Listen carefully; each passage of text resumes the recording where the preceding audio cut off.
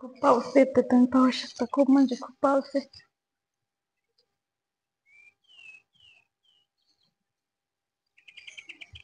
पक्ष्यांचा आवाज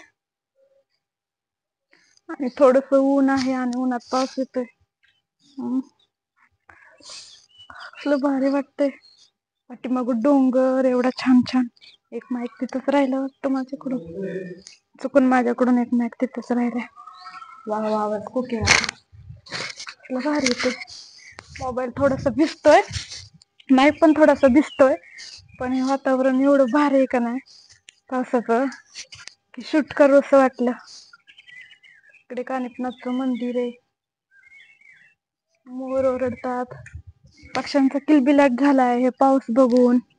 वाव कसलं भारी वातावरण आहे ना. तिकडे शूट करायला जायचंय आपल्याला. तिकडे दिसतोय तलाव तिथे शूट करायला जायचंय. पण मुलं खूप रडतात. मुलं मागं लागतात आणि पाण्यामध्ये फोटो काढायचे त्याच्यामुळं ते थोडं रिस्की आहे आणि 4 मुलांना घेऊन जायचं. चिऊ, आदू, कृष्णा, सावी. कृष्णा झोपलाय पण बाकीचे काही झोपत नाहीयेत. आईला पण झोप येते त्याच्यामुळं त्यांना पण सांगू शकत नाही की थोड्या वेळ पोरं घ्या म्हणून. म्हणून मग आम्ही कॅन्सल केलंय. 4 वाजता बहुतेक झोपले तर जाणार आहे. नाहीतर मग शूटच आम्ही कॅन्सलच केलंय. आज मी एवढा मेकअप केला त्याचा काहीच उपयोग झाला नाही. वेस्टच झालेला आहे. पण म्हणलं चला आता वरती आलोय तर व्हिडिओ तरी काढू, तर एखादी रील्स तरी काढू. एवढं आवरले मी ह्याने आणि सगळं माझं असं हेच झालंय. मग पोरांमुळे मला ते काढताच येत नाहीये.